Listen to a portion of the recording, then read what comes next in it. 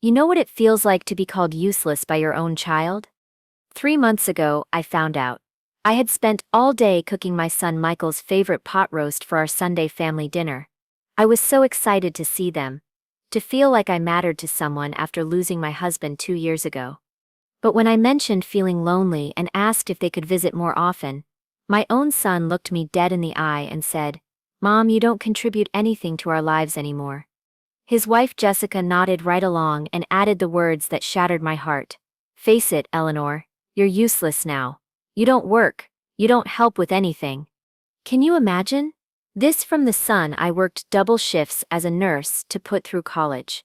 The son whose wedding I helped pay for by giving up my own travel dreams. The daughter-in-law I welcomed into our family with nothing but love. They called me useless right there at my dining room table. Then left early, barely touching the meal I'd spent hours preparing.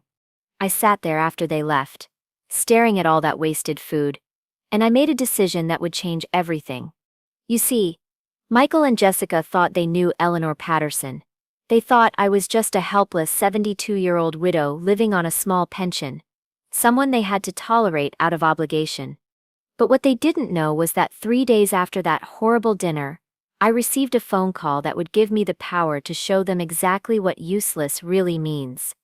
What happened next taught them a lesson they'll never forget about respecting the woman who sacrificed everything for them. And let me tell you, it was a lesson that hit them right where it hurt the most. Before we dive deeper into Eleanor's story, please leave a comment telling us where you're watching from and subscribe to Never Too Old channel.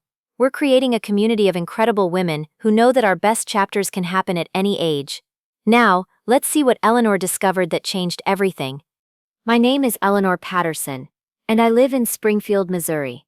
For most of my life, I thought being a good mother meant putting everyone else's needs before my own. Boy, was I wrong about that. Let me tell you about the son I raised. Michael is 45 now, and I spent decades making sure he had every opportunity I never did. When he was in college, I worked double shifts at Springfield General Hospital, sometimes 16 hours a day as a nurse, just so he wouldn't have to take out student loans. While other mothers my age were enjoying their evenings, I was on my feet caring for patients, counting every penny to make sure Michael could focus on his studies. When he got engaged to Jessica 8 years ago, I dipped into my retirement savings to help pay for their wedding.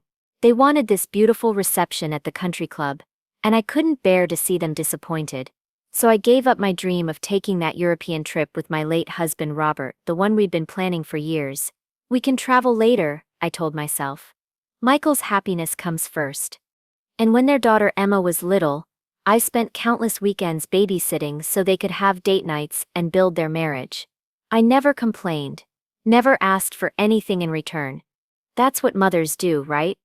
After Robert passed away 2 years ago, I thought having family close would help with the loneliness. We'd established this tradition of Sunday dinners at my house. I'd spend hours in the kitchen, making all of Michael's childhood favorites, setting the table with my good china. Those dinners were the highlight of my week. But lately, something had changed. Michael and Jessica would show up looking like they were fulfilling an obligation rather than visiting family. Jessica would check her phone constantly during dinner. Michael would glance at his watch. When I'd try to share stories about my week or ask about theirs, I could see their eyes glazing over. They both work at Romano's Italian restaurant here in town. Michael's the assistant manager. Been there about 8 months, and he's really proud of that position. Jessica works as a server and bartender, brings home decent tips. They always talked about how busy they were, how demanding their jobs were, how they barely had time for themselves. To them, I was just Eleanor, the widow living alone in her modest house on Maple Street, getting by on a small pension. They saw someone who needed them more than they needed her, someone whose best days were behind her. But you know what hurt the most? I started noticing how they'd exchange these little looks when I'd call, how Jessica would sigh when I'd mention wanting to spend more time together, how Michael would cut our phone conversations short with, "Well, Mom, we really need to get going." I began to feel like I was becoming a burden to the very people I'd given my whole life for. Like all those years of putting them first had somehow made me less valuable in their eyes, not more. What they didn't know was that their helpless old mother had been keeping a very big secret, and that secret was about to change everything between us forever. The signs were there long before that awful Sunday dinner, but I kept making excuses for them. I thought maybe they were just busy, just stressed from work. I had no idea how little I actually meant to them. It started with Michael's birthday last October. I spent the entire day preparing his favorite meal, just like I had every year since he was a little boy. I made his grandmother's famous chocolate cake from scratch, the one with 3 layers that takes hours to make properly. I even bought those expensive candles he used to love as a child. 20 minutes before they were supposed to arrive, I got a text message. "Sorry, Jessica has a headache. Can't make it tonight. Rain check." I stood there in my kitchen, looking at that beautiful table I'd set with my wedding china, the cake with 45 candles ready to light, and I just sat down and cried. I ended up eating dinner alone and throwing away most of that cake. The rain check never came. But the worst part was what happened at Emma's college graduation party 2 months later. I was so proud of my granddaughter, and I wanted to share some stories about when Michael was her age. You know how grandmothers do? I was telling everyone about the time Michael won his high school debate tournament, how proud I was watching him up there. Jessica loudly whispered to someone, "Here we go again with the old stories. She tells the same ones every time." The whole table heard her. Michael didn't say a word to defend me. He just looked embarrassed, like I was some senile old woman rambling about the past. I felt so humiliated that I excused myself and spent the rest of the party hiding in Emma's dorm bathroom. Then there was the incident with my roof. We'd had some bad storms here in Missouri, and I mentioned during one of our phone calls that I might need to get it repaired. I wasn't asking for money, just sharing what was going on in my life like families do. Jessica's voice got sharp immediately. "Well, don't look at us for money, Eleanor. We're barely making it ourselves." Michael jumped right in. "Mom, you know we can't help with stuff like that. We have our own bills." I tried to explain that I wasn't asking for financial help, but they'd already decided I was some kind of burden trying to drain their resources. The conversation ended awkwardly, and I felt terrible for days. But what really broke my heart was finding out about their lake house weekend. I was scrolling through Emma's social media photos when I saw pictures of Michael, Jessica, and a whole group of their friends having this wonderful time at someone's cabin. They were all laughing, playing games, looking so happy. When I called Michael about it, trying to keep my voice light, he said, "Oh, we didn't think you'd be interested in hanging out with our friends, Mom. You know how loud and crazy they get." Their friends? I had helped raise some of those people's children when they were young. I'd hosted birthday parties and holiday gatherings for years. But now I was too old, too boring, too much of a burden to include. Every conversation became an obligation they had to endure. Every phone call was cut short. Every visit felt like they were doing me some kind of favor instead of spending time with someone who loved them. I started to realize that to Michael and Jessica, I wasn't Eleanor, the woman who had her own thoughts, feelings, and experiences. I was just Mom, the lonely widow who needed managing, someone whose best years were behind her, whose stories were boring, whose needs were inconvenient. They thought they were stuck with me, never realizing how lucky they were to have me. But that was all about to change, because what happened next would show them exactly what losing me really meant. That Sunday in January will be burned into my memory forever. It was the day I discovered what my own son really thought of me, and it changed everything between us. I had gotten up early to start cooking, just like I always did for our weekly family dinners. I made Michael's favorite pot roast with carrots and potatoes, fresh dinner rolls, green bean casserole, and apple pie for dessert. The whole house smelled wonderful, and I was so excited to see them. When they arrived, something felt different. Jessica barely looked at me when she walked in, and Michael seemed distracted, checking his phone constantly. But I pushed those feelings aside and focused on serving the meal I'd spent all day preparing. Everything started falling apart when I mentioned how quiet the house had been all week. "I've been thinking," I said as I passed the rolls. "Maybe we could get together more than just Sundays? I know you're both busy, but even a quick coffee during the week would mean so much to me." The silence that followed was deafening. Michael and Jessica exchanged one of those looks, the kind that said they'd discussed this before. "Mom, Michael said, setting down his fork. We need to talk about this. Jessica jumped right in. Eleanor, we're tired of this. We have our own lives to live. I felt my stomach drop, but I tried to keep my voice calm. I just thought we could spend a little more time together. I miss you both. All you do is complain about being lonely. Jessica continued, her voice getting sharper, and expect us to entertain you. We work hard all week. We need our weekends to relax, not to babysit you. Babysit me? I felt like she'd slapped me across the face. Michael nodded along. Mom, you need to understand something. We can't be responsible for your happiness. You need to find your own things to do. But I'm not asking you to be responsible for my happiness, I said, my voice starting to shake. I just want to spend time with my family. Is that so wrong? That's when Jessica said, the words that shattered my heart completely. Eleanor, let's just be honest here. You don't contribute anything to our lives anymore. I stared at her in shock. Michael didn't defend me. He didn't tell her she was wrong. Instead, he looked me right in the eye and said, She's right, Mom. What do you actually contribute to this family? I couldn't breathe. This was my son, the boy I'd raised, the man I'd worked myself to exhaustion to support through college, and he was asking me what I contributed. You don't work anymore, Jessica continued, like she was explaining something to a child. You don't help us with anything practical. All you do is call and want us to visit. But what do we get out of it? Face it, Eleanor, she said, leaning back in her chair with this cruel smile. You're useless now. You don't work, you don't help with anything, you just exist. The word useless hit me like a physical blow. I felt tears burning my eyes, but I refused to let them fall, not in front of them. Michael just sat there, nodding, my own son agreeing that his mother was useless. We're just tired of having to check on you all the time, he added. It's like having another obligation, another thing on our to-do list. I was an obligation. A chore. Something they had to endure rather than someone they wanted to love. I somehow managed to find my voice. I see, I said quietly. I had no idea that's how you felt. Well, now you do, Jessica said, standing up from the table. Maybe you can find some hobbies or something. Join a senior center. Meet people your own age. They left early, barely touching the meal I'd spent hours preparing. Michael didn't even look back when they walked out my front door. I sat there in my dining room, staring at all that wasted food, feeling more alone than I'd ever felt in my life. My husband was gone, and now I'd lost my son too. But it wasn't death that took him away from me.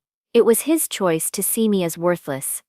That night, I lay in bed wondering where I'd gone wrong. Had I loved him too much? Had I given him too much, made life too easy for him, so that he couldn't appreciate what a mother's love really meant? For the first time in my life, I questioned whether all those years of putting him first had been a mistake. Whether raising a son who could look at his mother and call her useless meant I'd failed at the most important job I'd ever had. But what Michael and Jessica didn't know was that 3 days later, I would receive a phone call that would give me the power to show them exactly what useless really looks like. And by the time I was done teaching them that lesson, they would understand the true cost of taking someone's love for granted. 3 days after that horrible dinner, I was still in my pajamas at 10 in the morning, sitting at my kitchen table with a cup of coffee that had gone cold hours ago. I couldn't stop replaying their words in my head. Useless. What do you contribute? Another obligation. That's when my phone rang. Mrs. Patterson? This is Jonathan Miller from Miller and Associates Law Office. I'm calling about your Uncle Charles. Uncle Charles.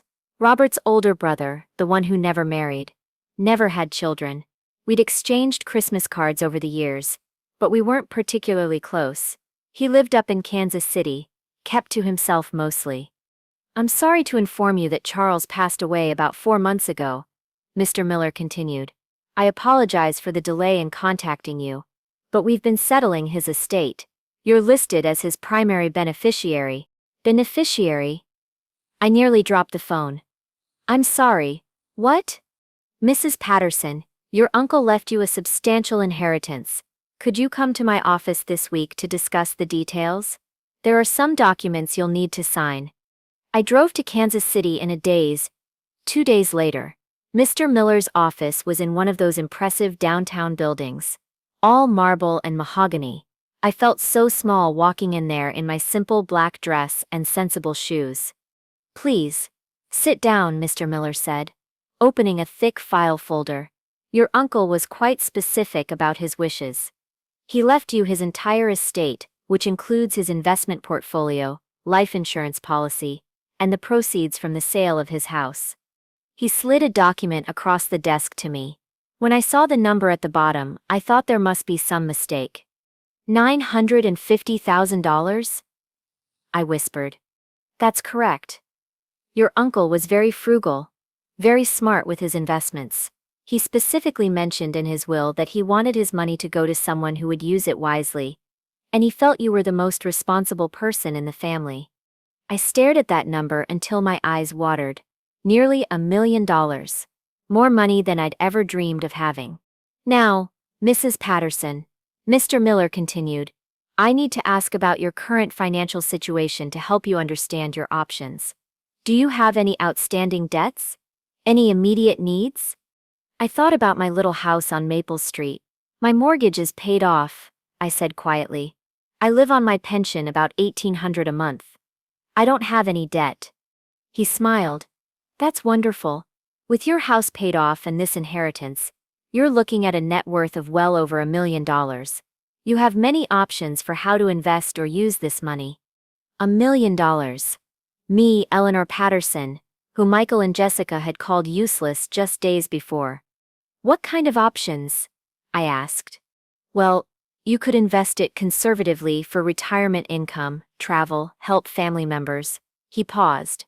"Or, if you're interested in something more active, there are business opportunities. Real estate, existing businesses for sale. It really depends on what you want to do with your life." What did I want to do with my life? For the first time in decades, someone was asking me what I wanted, not what I could give to others. I drove home in a fog. That bank check locked safely in my purse. $950,000. I kept saying the number out loud in my car, trying to make it feel real. That evening, I called my neighbor Martha Henderson. Martha's been my friend for 20 years, and she's always been good at giving practical advice. "Martha," I said, hypothetically speaking, "if someone had come into some money, what would you do with it?" "Well, honey," she said, "depends on how much money we're talking about. But if it were me, I'd want to do something meaningful, something that would give me purpose, and maybe teach certain people a lesson or two." "What do you mean?" "Eleanor, I saw how your son and his wife treated you at the grocery store last week. Barely acknowledged you were there, acted like you were embarrassing them. If I had the means, I might just show them what they're really losing by treating their mother like that." Her words struck something deep inside me. Martha had seen it too. I wasn't imagining the disrespect. "Actually, Martha," I said, "speaking of lessons, didn't you mention that Romano's is having some kind of trouble?" "Oh yes. Poor Frank Romano. His heart problems are getting worse, and his doctor told him he needs to retire. He's been trying to sell the restaurant for months now, but he hasn't found the right buyer. He's asking around $400,000. I think. Shame, really. That place has been a Springfield institution for 30 years. Romano's. Where Michael was so proud to be assistant manager. Where Jessica bragged about her tips from the bar. After I hung up with Martha, I sat in my living room for hours, thinking, these were the same people who had called me useless, who saw me as nothing but an obligation. They worked at a restaurant that was for sale, and I had nearly $1 million burning a hole in my bank account. The next morning, I called Mr. Miller back. "Mr. Miller, you mentioned business opportunities. How quickly could I purchase an existing business if I found the right one?" "With cash? Very quickly. A week or two, depending on the complexity. Do you have something in mind?" "I might. Can you recommend someone here in Springfield who could help me evaluate a restaurant purchase?" He connected me with Robert Hayes, a financial advisor who specialized in small business acquisitions. When I met with Robert the next day, I felt more alive than I had in months. Mrs. Patterson, Robert said after I explained my situation, buying Romano's could be an excellent investment. It's an established business with a loyal customer base. Frank Romano has built a solid reputation over 3 decades. But I don't know anything about running a restaurant, I admitted. That's why you keep the existing staff, he replied. At least initially. The key is that you'd be the owner, making the decisions. You'd have the power to determine who works there and who doesn't. The power to determine who works there. I thought about Michael's proud smile when he talked about being assistant manager. Jessica's stories about her busy Friday night shifts. How long would the purchase process take? I asked. If you're paying cash and Frank's motivated to sell? 2 weeks, maybe 3. That afternoon I drove to Romano's. I hadn't been there since before Robert died, but it looked exactly the same. Red checkered tablecloths. The smell of garlic and oregano, Frank Romano greeting customers at the door like they were family. I ordered a coffee and sat in a corner booth, watching. Michael was behind the bar, polishing glasses and laughing with customers. Jessica was serving a table of businessmen, her smile bright and professional. They both looked so happy, so confident in their little domain. They had no idea their useless mother was sitting 20 feet away, planning to buy the place. Frank came over to my table. Eleanor? How wonderful to see you. How are you holding up, dear? I'm doing well, Frank. Actually, I heard through the grapevine that you might be selling the restaurant. His face lit up. Are you interested? I'll be honest. I'm getting desperate to find the right buyer. My doctor says I need to retire, but I want to make sure Romano's goes to someone who'll take care of the business and the employees. I might be, I said carefully. Would you have time to discuss the details this week? Absolutely. How about tomorrow morning? We could go over the books. I could show you the operation. As I left Romano's that day, Michael and Jessica didn't even notice me. They were too busy with their important jobs, their successful lives, completely unaware that their useless mother had just taken the first step toward becoming their boss. That night, I made my decision. I was going to buy Romano's Italian restaurant, not just as an investment, but as a lesson. Michael and Jessica thought I contributed nothing? Well, they were about to find out what nothing really looked like when the person who contributed nothing controlled whether they had jobs at all. Some people learn respect through love. Others, apparently, need to learn it through consequences. And I was about to give them the most expensive education of their lives. 2 weeks later, I walked into Romano's Italian restaurant carrying a briefcase and wearing the nicest dress I owned. It was a busy Friday night, and the place was packed with families and couples enjoying their weekend dinner. Frank Romano met me at the door with the biggest smile I'd seen in months. Eleanor, are you ready for this? I've never been more ready for anything in my life, I told him. And I meant every word. We'd finalized all the paperwork that morning. The restaurant was officially mine. Frank had been incredibly generous during the transition, agreeing to stay on for a few weeks to help me learn the operation. But tonight was my night to meet the staff as their new owner. I could see Michael behind the bar, mixing drinks and chatting with customers. Jessica was weaving between tables with a tray of steaming plates, that professional smile plastered on her face. Neither of them had noticed me yet. Ladies and gentlemen, Frank called out, tapping a spoon against a wine glass. Could I have everyone's attention for just a moment? The restaurant quieted down, all eyes turning toward us. I saw Michael look up from the bar, his face confused. Jessica stopped mid-stride, still holding her tray. I want to introduce you all to Romano's new owner, Frank announced. This is Eleanor Patterson, and I couldn't be happier to leave this place in her capable hands. The silence that followed was deafening. I watched Michael's face go through a series of expressions: confusion, disbelief, and then something close to horror. Jessica's mouth fell open, and I swear I heard the tray shake in her hands. Mom? Michael's voice cracked like he was a teenager again. What? What are you talking about? I walked further into the restaurant, my heels clicking on the tile floor. Every employee, every customer was staring at us now. This was my moment. Hello, Michael. Jessica, I said, my voice steady and clear. Surprise. I don't understand, Jessica stammered. How could you buy this restaurant? I finished for her. Well, it turns out your useless's mother had a few resources you didn't know about. Michael came out from behind the bar, his face pale. Mom, this has to be some kind of joke. You live on a pension. You can't afford to buy a restaurant. I opened my briefcase and pulled out the deed, holding it up for everyone to see. This deed says otherwise, son. The other employees were whispering among themselves now. Tony, the head cook, looked confused. Maria, one of the veteran servers, was trying to figure out what was happening. The customers were getting quite a show with their dinner. You see, I continued, my voice carrying through the restaurant, 3 weeks ago, you both sat at my dining table and told me I was useless. You said I didn't contribute anything to your lives. You made it very clear that I was nothing but a burden to you. Jessica's face was turning red. Eleanor, can we please discuss this privately? Oh no, I said firmly. You had no problem telling me what you thought of me in front of my Sunday dinner. We're going to have this conversation right here, right now. I turned to address the entire restaurant. You see, Michael and Jessica work here. Well, they worked here. And they seem to have forgotten that the useless's woman who raised Michael, who worked double shifts to put him through college, who helped pay for their wedding, might actually have some value. Michael's voice was barely a whisper. Mom, please. Please what? I asked. Please continue to accept being called useless? Please keep pretending it doesn't hurt when my own son agrees that I contribute nothing to his life? I could see tears starting to form in his eyes. But I wasn't finished. Well, Michael and Jessica, I have an announcement to make. I looked around the restaurant, making sure everyone could hear me.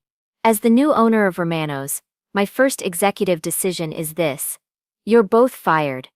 The words hung in the air like a thunderclap. Jessica dropped her tray, sending plates crashing to the floor. The entire restaurant was dead silent except for the sound of broken dishes. You can't be serious, Jessica whispered. Oh, I'm completely serious, I replied. You told me I was useless and didn't contribute anything. Well, let's see how much this useless woman's contributions actually matter to your lives. Michael looked like he was going to be sick. Mom, we didn't mean. You didn't mean it? I interrupted. You sat in my house, ate the food I cooked for you, and told me to my face that I was worthless, that I was just another obligation you had to endure. Which part of that didn't you mean? Frank Romano cleared his throat. Perhaps we should take this to the office, he suggested quietly. No, I said firmly. They made their feelings about me public. This can be public too. I turned back to Michael and Jessica. Clean out your lockers. Security will escort you out. Mom, wait, Michael pleaded. We need these jobs. We have a mortgage, car payments. That's interesting, I said calmly. Now you're worried about what you need. But 3 weeks ago you weren't worried about what I needed. You weren't concerned about how your words would affect me. Jessica finally found her voice. And it was angry. This is insane. You can't destroy our lives because your feelings got hurt. Destroy your lives? I laughed. But there was no humor in it. I'm giving you exactly what you asked for. You wanted me out of your lives because I contribute nothing. Well, now you can see what your lives look like without my contributions. I gestured toward the door. There's the exit. Use it. The next few minutes were chaos. Jessica was crying, Michael was pleading, and the other employees were trying to figure out if they still had jobs. Frank helped me address the staff, assuring them that everyone else's position was secure. As security walked Michael and Jessica to the door, Michael turned back one last time. Mom, please. We're sorry. We're really sorry. Sorry isn't enough this time, I told him. Sorry is what you say when you accidentally break something. This wasn't an accident. This was cruelty. And then they were gone. The weeks that followed were the most interesting of my life. I threw myself into learning the restaurant business with a passion I hadn't felt in years. Frank was an excellent teacher, and the staff warmed up to me quickly once they realized I respected their expertise. But the real education was happening outside Romano's walls. Martha Henderson kept me updated on Michael and Jessica's situation. They were scrambling to find new jobs. But the restaurant industry in Springfield is small, and word travels fast. Everyone knew what had happened at Romano's that Friday night. Jessica applied at 3 places this week. Martha told me over coffee. But you know how these restaurant managers talk to each other. They're all asking why she left Romano's so suddenly. Michael was having even more trouble. Assistant manager positions don't come up often, and explaining why he'd been fired by his own mother was proving difficult. After about a month, I heard they were having serious financial problems. They'd been living pretty close to their means, and losing both incomes at once was devastating. Jessica had to take a part-time job at a grocery store, and Michael was doing some delivery driving while he looked for restaurant work. It was Emma who finally came to see me. My granddaughter showed up at my house on a Saturday afternoon, tears in her eyes. "Grandma Eleanor," she said, "I know what Mom and Dad said to you was horrible. I heard about what happened at the restaurant." "What did they tell you?" I asked. "The truth," she said quietly. "Dad told me everything. About how they treated you, what they said at dinner, how cruel they were. He's been crying, Grandma." I've never seen my father cry before. That caught me off guard. "Michael, crying?" "He keeps saying he doesn't know how he became the kind of person who could call his mother useless." Emma continued. "Mom too. They've been talking about all the things you did for them over the years, all the sacrifices you made." I felt something crack inside my chest. But I kept my voice steady. "And what do you think about all this, Emma?" "I think they learned their lesson," she said simply. "I think they're genuinely sorry. Not just sorry they got caught or sorry they're facing consequences. I think they finally understand what they had and what they lost." That night, I lay in bed thinking about Emma's words. In the 2 months since I'd bought the restaurant, I'd discovered something important about myself. I was good at this. I was good at making decisions, at running a business, at being respected for my mind instead of just my willingness to serve others. The woman Michael and Jessica had called useless was actually quite capable when given the chance to prove it. But I also realized something else. Punishment without the possibility of redemption isn't justice. It's just cruelty. And I didn't want to become the kind of person who caused pain without purpose. 3 months after that horrible Friday night, Michael and Jessica showed up at my front door. They looked different. Tired, humbled, but also somehow more genuine than I'd seen them in years. "Mom," Michael said, his voice shaking, "we need to talk to you." I let them in. But I didn't offer coffee or snacks. This wasn't a social visit. We sat in my living room. The same room where they'd dismissed my loneliness, where they'd made me feel like a burden. But now the dynamic was completely different. "We've been doing a lot of thinking," Jessica said quietly. "About what kind of people we became, about how we treated you." "And?" I asked.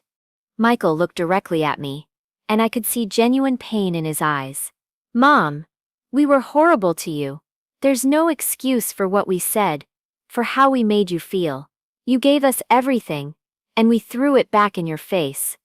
We took you for granted," Jessica added. "We assumed you'd always be there, always forgive us, always put us first. We forgot that you're a person with feelings, with needs, with dignity." I sat quietly, letting them continue. "We know sorry isn't enough," Michael said. "We know we broke something between us that might never be the same, but we want you to know that we understand now. We understand what we lost." "And what did you lose?" I asked. "The best mother anyone could ask for," he said, tears running down his face. "A woman who worked herself to exhaustion for us, who sacrificed her dreams for ours, who loved us even when we didn't deserve it." Jessica was crying too now. "We lost the right to call you Mom. We lost the right to your love, your time, your care. We lost everything that mattered, and we're the ones who threw it away." I felt my own eyes filling with tears, but I wasn't ready to give in yet. "You called me useless," I said quietly. "You said I contributed nothing. How do I know you won't decide that again, the next time I'm inconvenient for you?" "Because," Michael said, "we spent 3 months learning what life looks like without you. And it's empty, Mom. Everything we thought mattered. Our jobs, our social status, our pride, none of it means anything without family, without you. We don't deserve your forgiveness, Jessica said. We don't deserve another chance. But if you're willing to give us one, we promise you'll never question your value to us again. I looked at them for a long moment. These two people who had hurt me so deeply but who seemed genuinely changed by the consequences of their actions. Here's what's going to happen, I said finally. You're going to come to family dinner every Sunday and you're going to be grateful for the invitation. You're going to call me during the week. Not because you have to, but because you want to hear my voice. You're going to treat me like a person you love and respect, not like an obligation you endure. They both nodded eagerly. And I continued, if you can do that consistently for the next month, if you can show me that you've truly learned to value our relationship, then we'll talk about Romanos. You'd give us our jobs back? Michael asked, hardly daring to hope. I'd consider it, I said. But things would be different. You'd be working for me, not with me. You'd remember every day that the woman you dismissed is actually the person who controls your livelihood. We understand, Jessica said quickly. We accept that completely. And you know what? They did understand. Over the next month, I saw a version of Michael and Jessica I hadn't seen in years. They called regularly.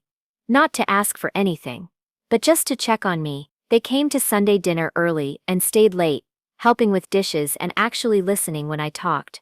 Most importantly, they treated me with the respect I'd always deserved but had stopped expecting.